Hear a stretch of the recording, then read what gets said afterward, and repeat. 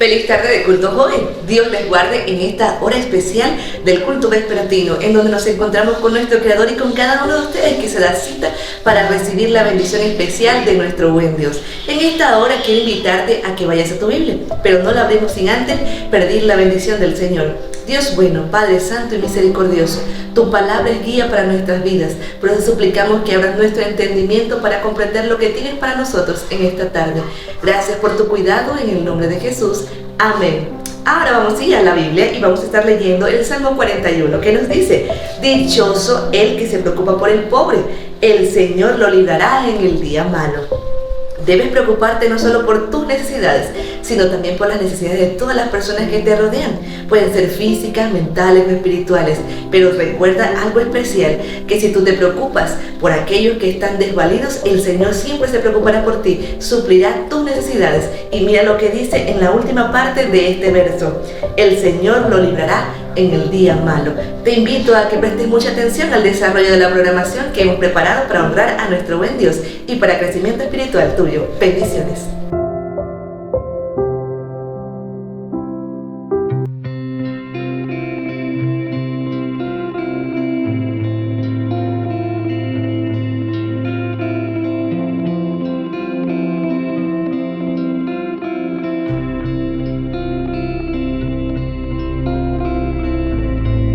Alabanzas.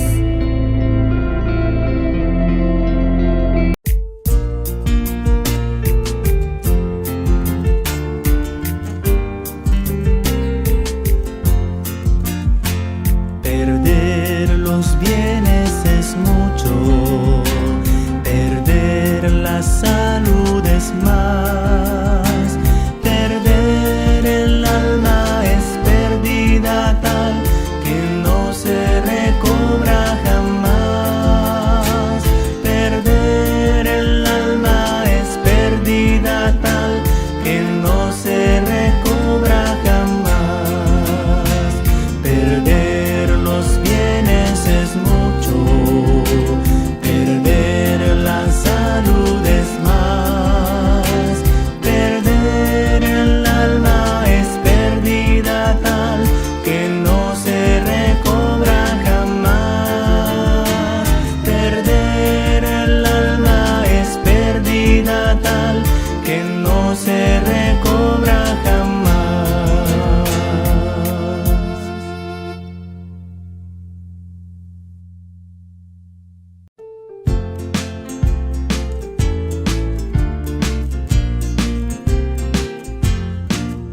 Caminando, caminando a nuestro célico hogar. Caminando, caminando a nuestro célico hogar. Con Cristo nuestro Salvador, a nuestro célico hogar. Tendremos gozo, paz y amor en nuestro célico hogar. Caminando, caminando a nuestro célico hogar. Caminando, caminando a nuestro célico hogar.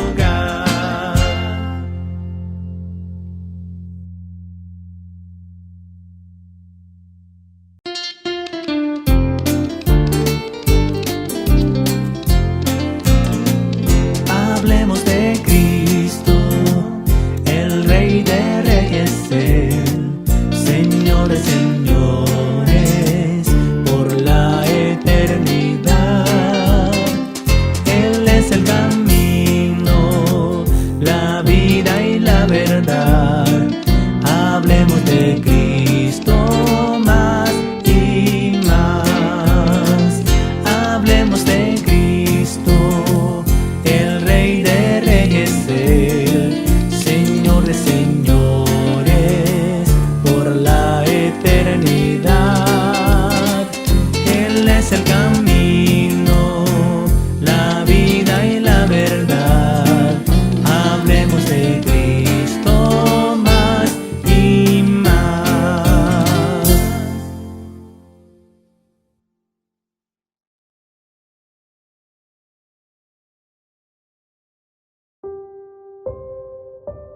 Testimonio.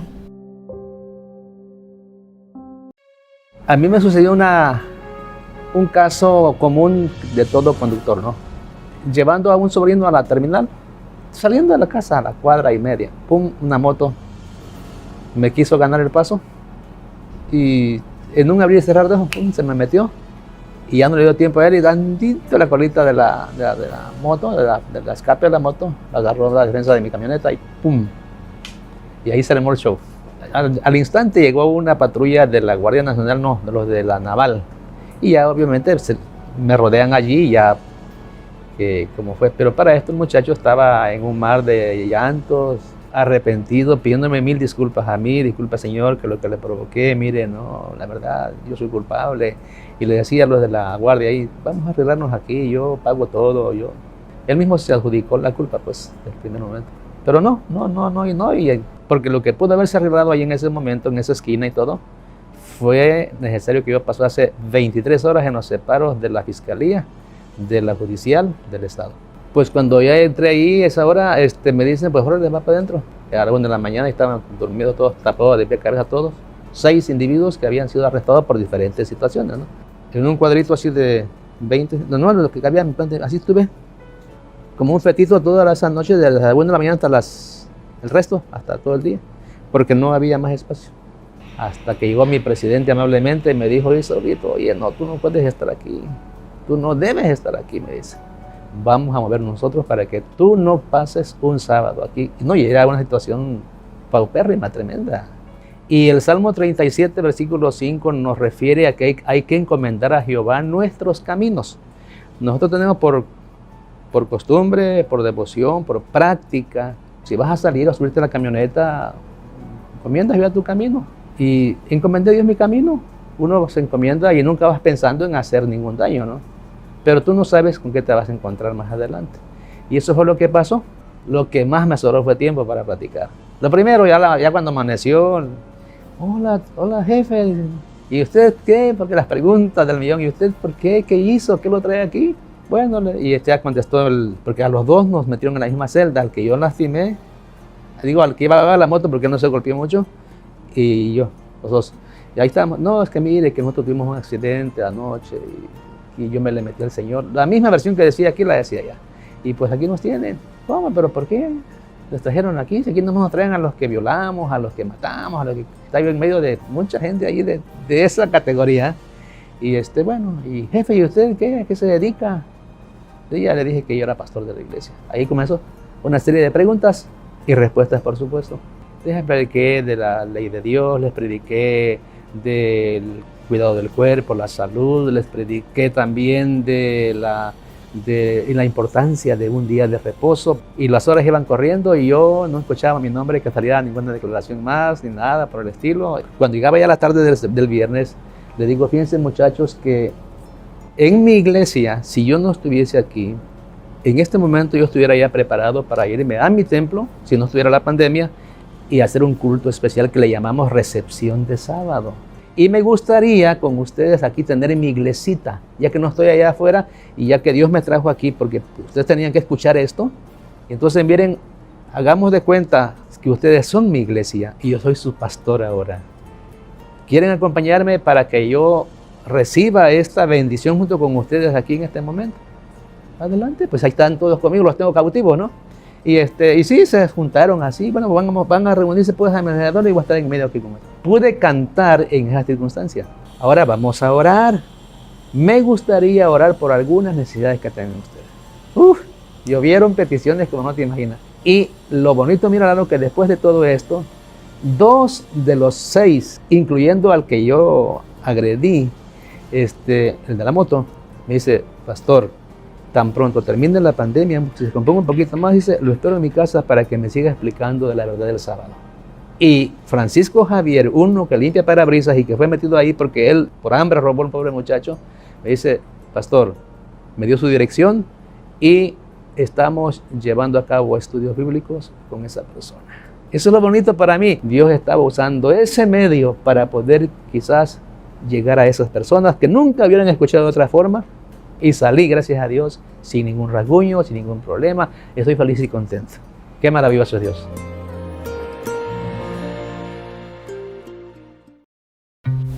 Inspírate. A continuación, comprueba tu conocimiento.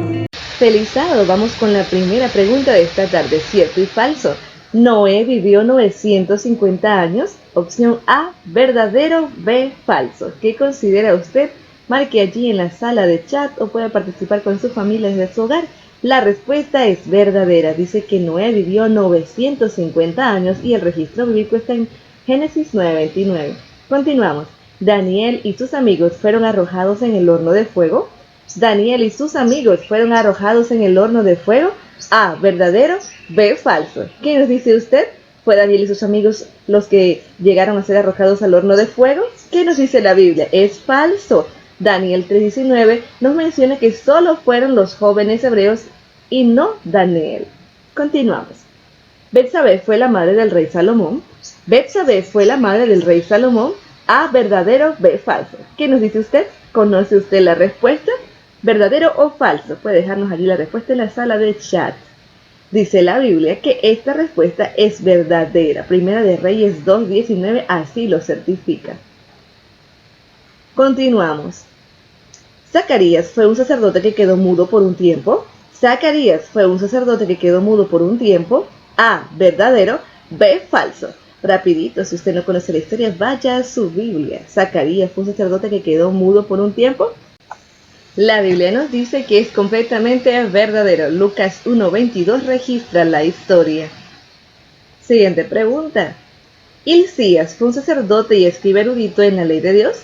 ¿Hilcías fue un sacerdote y escriba erudito en la ley de Dios? La opción es falsa o verdadera. ¿Qué nos dice usted? ¿Qué considera que es correcto o falso? Vamos a ver qué nos dice usted en la sala de chat. ¿Hilcías fue un sacerdote y escriba erudito en la ley de Dios? Pues es falso. Esdras 7:11-12 nos da el verdadero cargo que tenía Hilcías. Continuamos. ¿Belén es conocida como la ciudad del rey David? ¿Belén es conocida como la ciudad del rey David? ¿Verdadero o falso? Participe allí con su familia desde la sala de su hogar.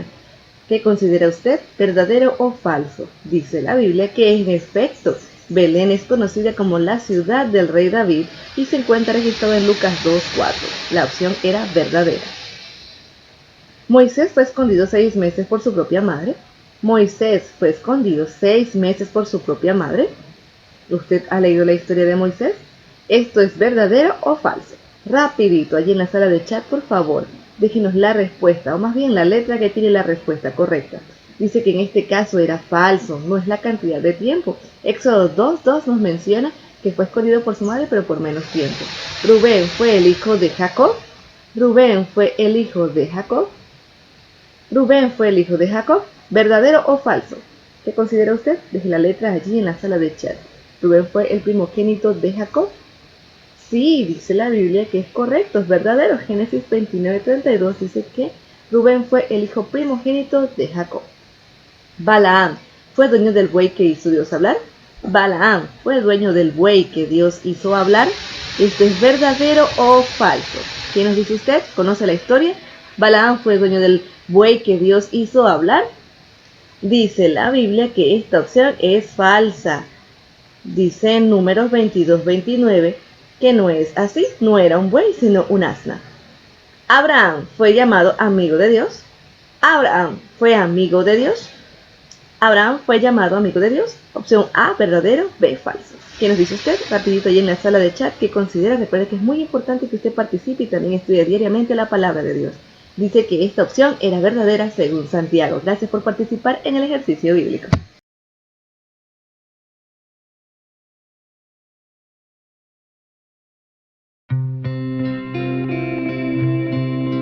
Mensaje. El 5 de febrero de 1994, una carga de mortero cayó en un mercado lleno de gente en Sarajevo, matando y mutilando a docenas de hombres, mujeres y niños. La matanza sin sentido viene de años y nadie en el mundo parece poder detenerla. Por eso nos preguntamos, ¿qué está pasando? ¿Qué quiere decir todo esto? ¿Cómo es que esa ciudad sitiada se transformó en un símbolo de tan desconcertante tragedia humana? ¿Es posible perdonar cuando parece realmente imposible hacerlo? ¿Alguien te ha hecho mal? ¿Tienes el corazón amargado contra alguna persona? ¿Clamas por justicia? ¿Es realmente posible soltar el resentimiento y el odio acumulado por tantos años? Mantente en sintonía.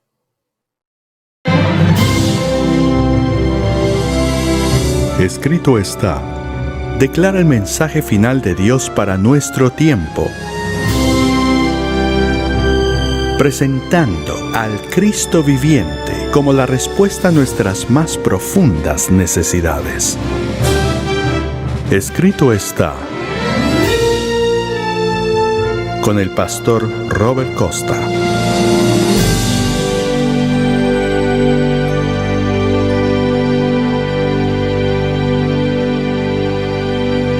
En el invierno de 1994, Sarajevo se había convertido en un lugar extraordinario. Un lugar donde un violoncelista de calibre mundial tocó entre las ruinas de la Biblioteca Nacional, donde un atleta que ambicionaba ir a las Olimpiadas practicó sus carreras en lo que quedaba del pasillo de un edificio que había sido bombardeado. Era el único lugar que ofrecía protección de los francotiradores, porque ir al negocio de la esquina para comprar una botella de leche significaba un riesgo de muerte. Esa gente se mantenía viva gracias al arroz y los frijoles que llegaban por el puente aéreo. Los víveres nunca alcanzaban. Los proyectiles caían enfrente de las oficinas de la Cruz Roja y los francotiradores baleaban a la gente aún mientras enterraban a sus muertos. Solamente unos pocos de los niños heridos de gravedad pudieron ser sacados de esta ciudad sitiada. El mundo parecía estar paralizado por todo lo que pasaba. Algunos años después, Sarajevo había sido el sitio anfitrión de las Olimpiadas de invierno. Había sido una hermosa y culta ciudad donde las artes florecían. Pero ¿cuál es la historia? ¿Cuáles son los antecedentes? ¿Por qué tal derramamiento de sangre? Las fuerzas de Serbia que rodeaban a Sarajevo disparando descargas explosivas en las calles estaban por supuesto considerados como unos malvados por sus atrocidades. Pero ¿sabes tú que esta gente, los serbios, simplemente estaban siguiendo la lógica terrible de no perdonar? En un artículo de la revista Christianity Today, un autor resaltó que los serbios a su vez habían sido víctimas de la discriminación racial.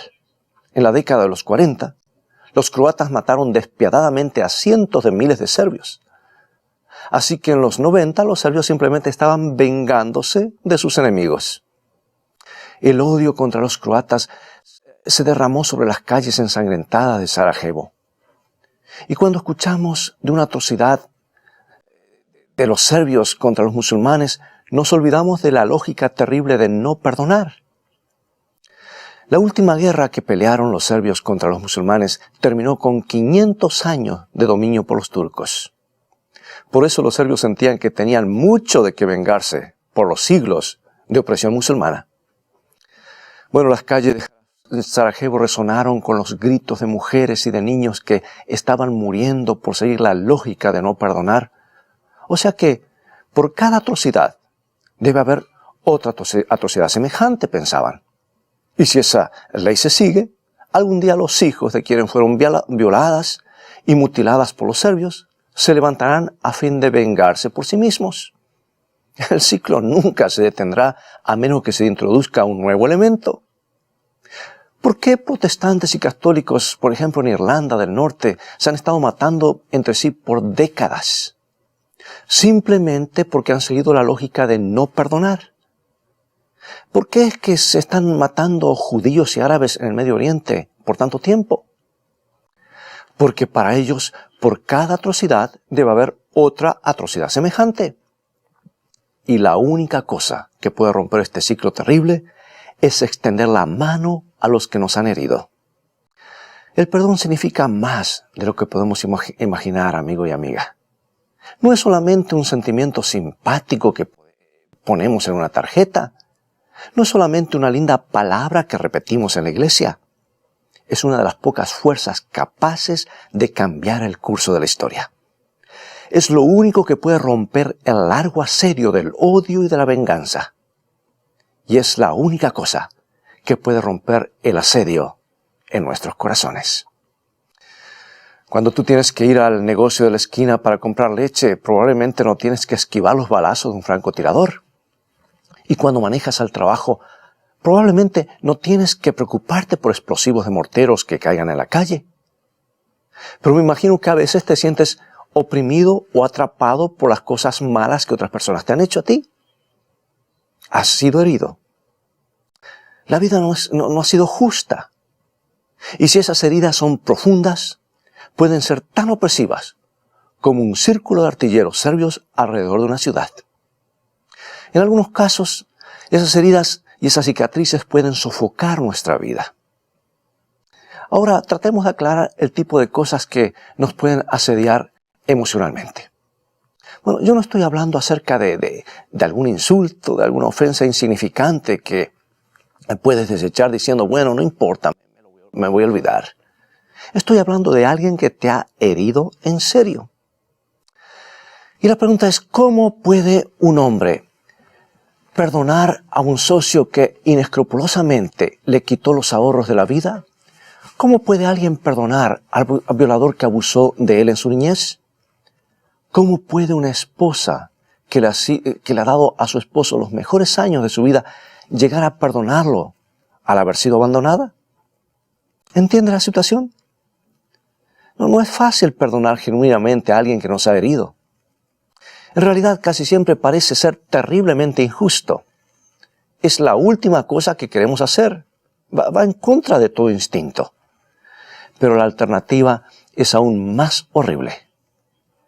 La alternativa es un corazón constantemente en acecho. Y cuando hemos sido heridos, primero tenemos que absorber ese dolor.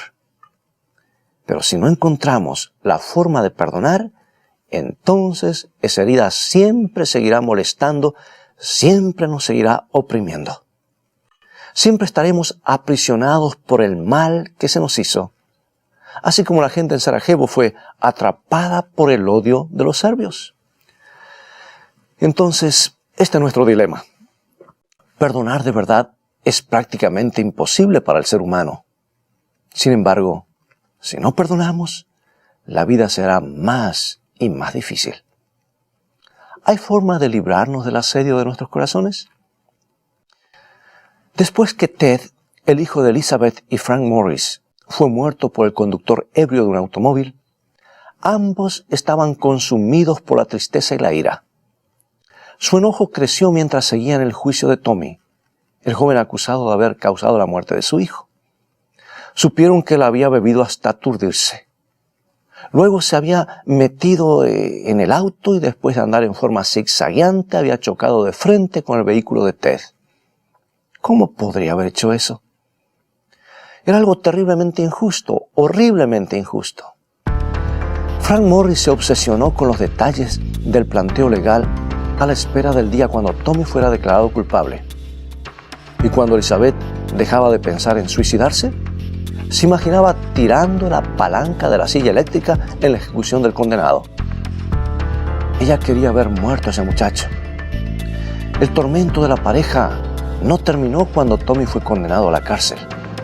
Se consideraban cristianos, pero estaban horrorizados por la profundidad de su odio. Elizabeth comenzó a orar pidiendo una solución. Ella escuchó a Tommy hablar en la escuela secundaria de Ted como parte del programa de rehabilitación.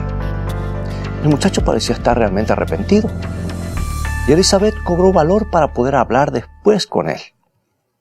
Fue muy emocionante y muy difícil. Y cuando supo que nadie lo visitaba en la cárcel, decidió ir ella misma a verlo. La visita empezó con una conversación muy tensa. De repente Tommy exclamó, «Señora Morris, lamento mucho que maté a su hijo. Por favor, perdóname». Y para Elizabeth era como si el mundo hubiera dejado de dar vueltas mientras miraba al que había matado a su hijo. Ella quería soltar todo su enojo y el dolor que tenía dentro, pero todos sus instintos humanos clamaban venganza, venganza, venganza. Bueno, en ese momento, sin embargo, algo pasó que la conmovió más allá de la lógica de no perdonar. Ella escuchó las palabras que un hombre había pronunciado en la cruz. Esas palabras parecían rodearla por completo. Padre, Padre, perdónalos. Padre, perdónalos. Entonces de repente ella pudo perdonar, porque ella estaba perdonada. Elizabeth empezó a orar silenciosamente. Querido Dios, tú perdiste a un hijo único también, pero a pesar de todo, tú perdonaste a los que lo mataron. Elizabeth Morris perdonó a Tommy sinceramente y le pidió el perdón a Tommy por el odio que ella había mantenido y alimentado por meses. Escucha cómo describe Elizabeth su experiencia. Ella dice, ahí estábamos, el conductor ebrio y la madre del que había sido muerto por él, siendo ambos que el tormento, sintiendo que el tormento estaba desapareciendo. Ambos sentían eso. Estábamos libres los dos. Y para Elizabeth Morris, el acecho se había acabado. Estaba libre para vivir de nuevo. Amigo y amiga, la única razón por la que podemos hacer lo que es humanamente imposible y la única razón por la que podemos perdonar a los que nos han herido es porque nosotros mismos hemos recibido el perdón de Dios. Solo al entender cuánto Dios nos ha perdonado, tendremos las fuerzas para perdonar a los que antes nos era imposible perdonar. Quizás estás pensando que el perdón de Dios es algo remoto y abstracto. Es algo intangible que anda dando vueltas por arriba, encima nuestro, en contraste con nuestras heridas que siempre están presentes. Y cuando alguien nos hace un mal, es muy doloroso, es muy personal. El perdón de Dios, en cambio, puede parecer como una mano que ofrece el perdón para todo el mundo. Yo quisiera compartir contigo un principio muy importante en cuanto al perdón divino. Es algo que lo ha hecho más que real para mí. Es algo que lo he estado viviendo y experimentando. En 1985, el presidente Ronald Reagan de los Estados Unidos visitó un cementerio militar en Bitburg, Alemania, y colocó una corona de flores en el monumento del cementerio. Su intención era hacer un gesto de reconciliación, dar un adiós final a las memorias dolorosas de la Segunda Guerra Mundial. Pero esa corona floral causó un clamor internacional. ¿Por qué? Porque hay 49 soldados de la policía secreta de Hitler enterrados en Bitburg. Y esos soldados fueron responsables por muchas de las atrocidades contra los judíos. El gesto de reconciliación estaba bien, dijo la gente, pero el presidente Reagan no tenía el derecho de perdonar lo que había sido hecho a los judíos. Eso lo podían hacer solamente los judíos. Y como el poeta John Dryden escribió una vez, el perdón le pertenece a los heridos. ¿Sabes por qué Dios tiene el derecho de perdonar en forma personal? Porque Él ha sido herido. Ha sido terriblemente herido. Él no perdona desde un plano remoto. Él perdonó al ser atado a la cruz. Él perdonó mientras un soldado romano le clavaba los dolorosos clavos. Él perdonó mientras una corona de espinas fue incrustada en su cabeza y la sangre corría por su rostro. Él perdonó cuando una lanza abrió una herida en su costado. Él perdonó cuando la gente le dio la espalda, cuando Pedro lo negó, cuando Judas lo traicionó, cuando los judíos lo rechazaron, cuando los soldados jugaron a los dados al pie de la cruz. Él los perdonó, porque el perdón pertenece a los heridos. ¿Te acuerdas de estas palabras maravillosas en el libro de Isaías?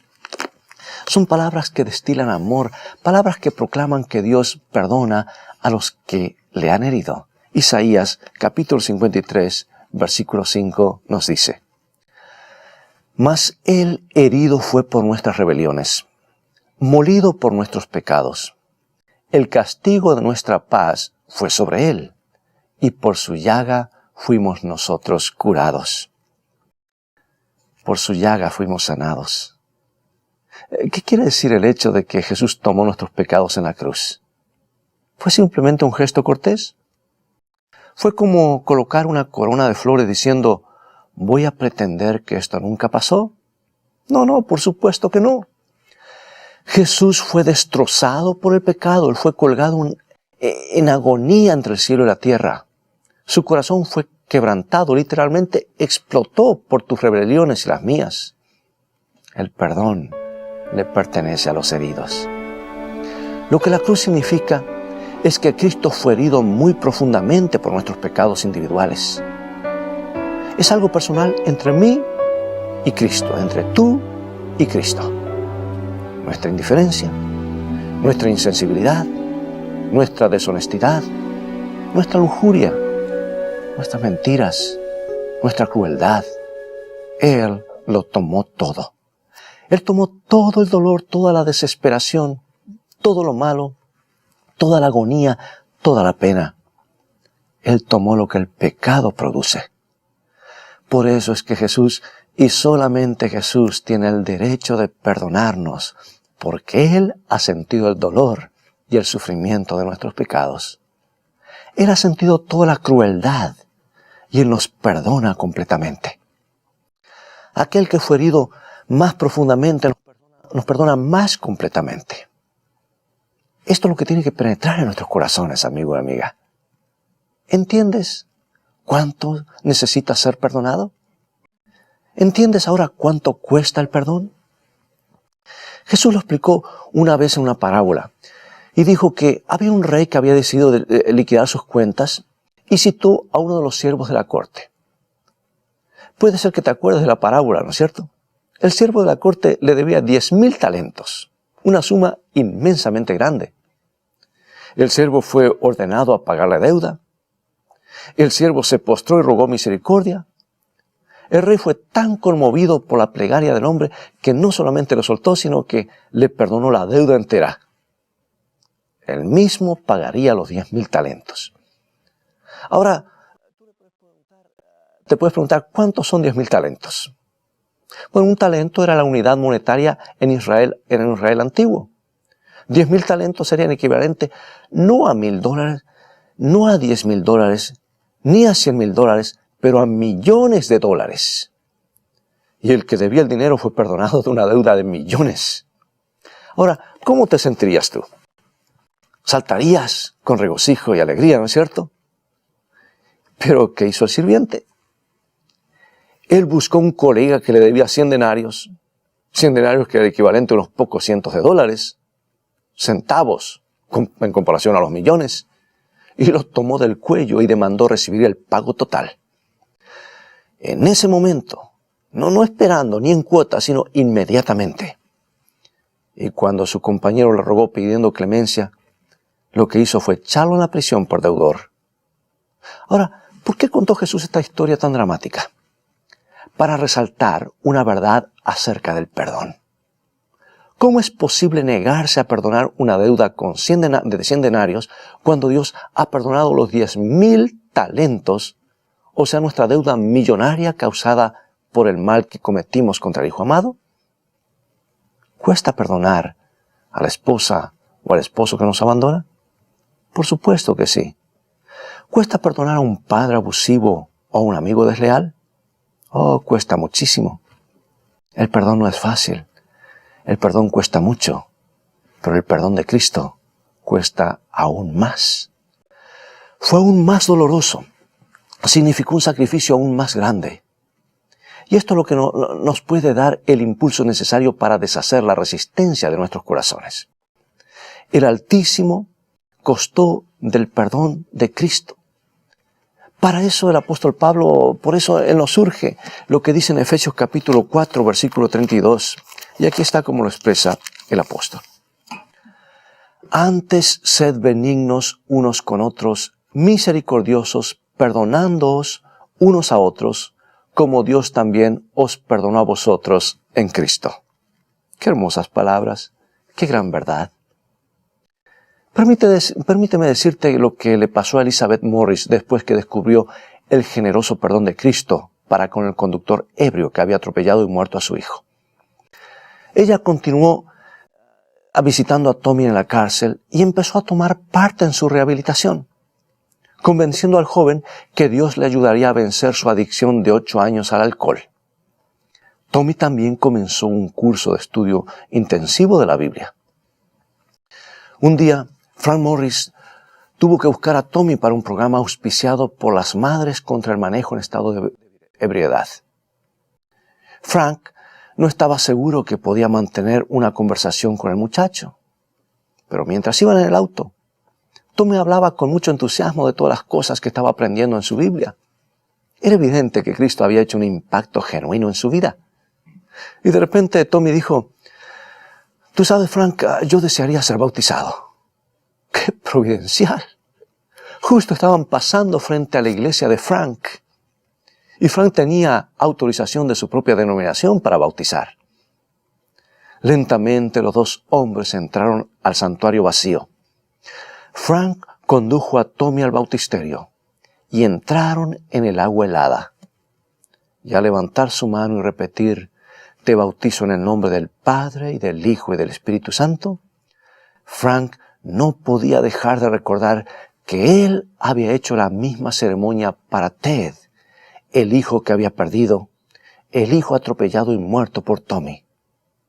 Y después que Tommy salió del agua, lo abrazó a Frank Morris y le dijo en voz quebrantada: «Quiero que tú también me perdones». Y todavía chorreando el agua del bautismo, Frank sintió el perdón valioso de Cristo en su corazón y respondió en voz baja: «Sí, Tommy, yo te perdono». Amigos, las posibilidades para la rehabilitación completa de Tommy, nos cuenta la historia, no eran muy buenas. Era un adicto al alcohol. Por lo menos no eran muy buenas desde el punto de vista humano. Tenía las cicatrices psicológicas de haber sido criado en una familia con problemas. Había muchas cosas que se sumaban a su vida. Él había abusado del alcohol desde los 16 años de edad. Pero Tommy logró el éxito a pesar de todas las desventajas. Él venció el hábito para siempre. Encontró un empleo regular y hasta descubrió la gran satisfacción de servir al Señor. ¿Por qué? En gran parte porque encontró en Elizabeth y Frank Morris los padres que nunca habían tenido. Elizabeth lo siguió visitando todos los días y con su esposo hicieron una solicitud al juez para que Tommy pase cada domingo bajo su custodia.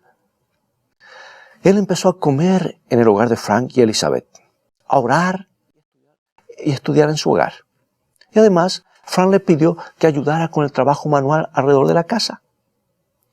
Esta pareja adolorida encontró nuevamente un hijo a quien todo instinto humano decía que tenían que odiar. Amigo y amiga, ¿cuánto cuesta el perdón? Por supuesto que sí cuesta. ¿Pero vale la pena? Pregúntale a Elizabeth y Frank Morris. ¿Y qué si la persona que nos ha herido no busca nuestro perdón? ¿Qué si esa persona aún nos desea el mal? ¿Podemos perdonar entonces? Solo podremos si comprendemos que el perdón pertenece a los heridos. Si comprendemos esto, comprenderemos que nuestro perdón no se basa en el mérito del culpable. No se basa en el arrepentimiento del culpable. Perdonaremos porque comprenderemos que merecemos estar libres del peso del odio.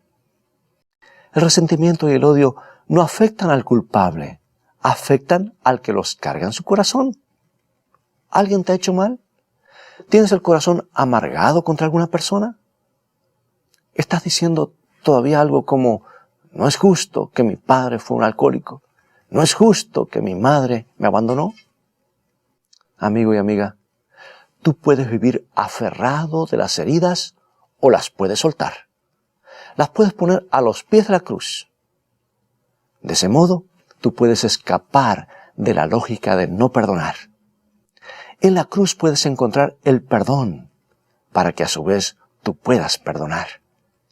En la cruz puedes encontrar misericordia para que tú puedas ser misericordioso. Las personas necesitan al Señor. Yo lo necesito. Para que Él me perdone, yo necesito a Jesús. Necesito que Él quebrante mi corazón duro. Necesito que Él me libre de mi amargura. ¿Por qué no te inclinas ahora? Inclina tu cabeza en meditación. El perdón puede ocurrir porque la cruz ocurrió. Ahí es donde tiene que comenzar todo. Ese es el único lugar donde puede comenzar. tú no vas a poder perdonar genuinamente hasta que comprendas cuánto Él te ha perdonado. Así que mira bien la deuda de 10,000 talentos ahora. Siente el peso en tus manos.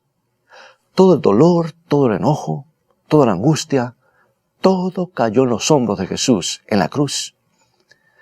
Deja que todas tus deudas, todas tus faltas sean colocadas sobre Jesús. Y si este es tu deseo, te invito a orar a Dios ahora mismo. Oremos. Querido Padre, gracias por darnos tu único Hijo. Gracias por haber hecho el sacrificio supremo. Reconocemos nuestros pecados, que son ellos que te han herido muy profundamente. Reconocemos el precio que pagó Jesús en la cruz. Ayúdanos a aceptar ese perdón tan valioso en nuestras propias vidas. Ayúdanos a superar la resistencia de nuestros corazones. En el nombre precioso de Jesucristo nuestro Señor lo pedimos y agradecemos. Amén. Si tu anhelo es ser feliz, tener paz y seguridad en tu vida, debes ir a la palabra de Dios. Pues felicidad comienza con fe, y la fe viene por oír y estudiar la palabra de Dios. Visítanos en nuestro sitio de internet escritoestá.tv, donde encontrarás abundancia de materiales y estudios bíblicos que te ayudarán en tu caminar diario con Dios, a conocer mejor a Jesús y a gozar de un compañerismo real con Él. También podrás gozar de los devocionales cortos, Una mejor manera de vivir. Son como perlas de esperanza y ánimo para comenzar cada día tomado de la mano de Dios. Visítanos ahora mismo en escritoestá.tv. Dios te bendiga y recuerda, tú vales mucho para Jesús. Él te ama más de lo que puedes imaginar. Visítanos en nuestro sitio de internet estaescrito.tv, donde encontrarás mensajes bíblicos que te ayudarán en tu caminar diario con Dios.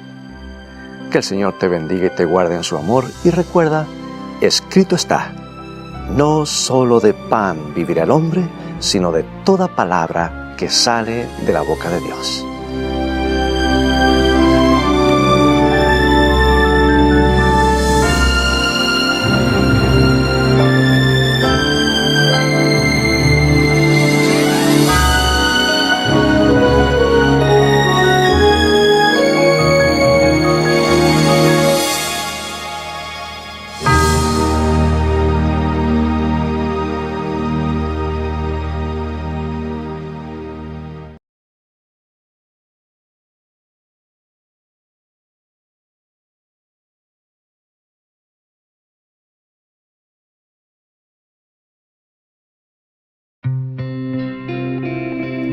Despedida. Queremos agradecerles a cada uno de ustedes porque se han quedado disfrutando de la programación de este canal, que con mucho cariño compartimos para llegar a aquellos que quizás no conocen la palabra de Dios, o a ti que no puedes asistir a una iglesia de manera física. Quiero invitarte a que nuevamente vayas a tu Biblia. Estaremos leyendo lo que dice el Salmo 41 ahora, el verso 3. El Señor lo sostendrá en el lecho de dolor, lo sostendrá en su enfermedad. ¿Conoces algún enfermo? ¿Estás tú enfermo? Recuerda la promesa del Señor, Él te sostendrá. Te invitamos para que en esta nueva semana que ha de iniciar puedas seguir disfrutando de las bendiciones del Creador, pero sobre todo compartiendo con otros que Él sostiene a quienes están enfermos, a quienes se preocupan por el pobre, a aquellos serán sustentados en el día malo. Dios te bendiga y que pases una feliz semana.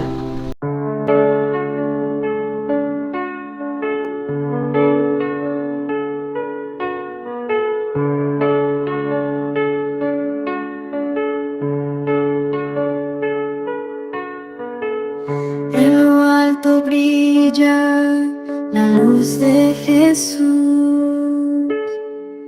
El amor de Cristo es sin par. Su poder es infinito y está lleno de virtud. No tendré temor si Él conmigo va. El amor de Cristo es incomparable, su poder inigualable. ¿A quién temeré si a mi lado va? victoria alcanzaré. Conmigo, conmigo, conmigo.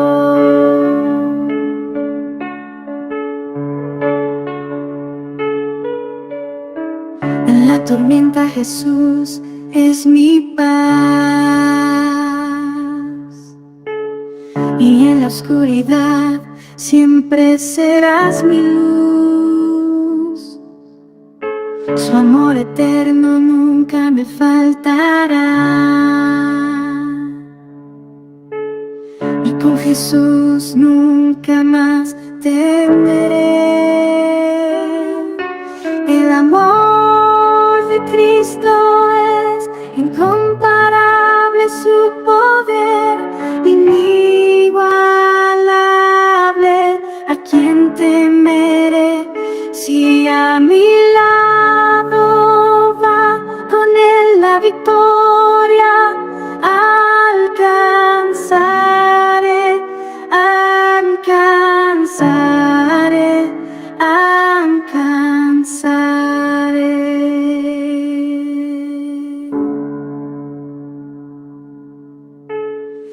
En la prueba Él me sostendrá, en la batalla Él peleará. Su amor me envuelve con gracia sin igual, a Él mi corazón rendirá. El amor de Cristo es incomparable, su poder inigualable. ¿A quién temeré si a mi lado va? Con él la victoria alcanzaré.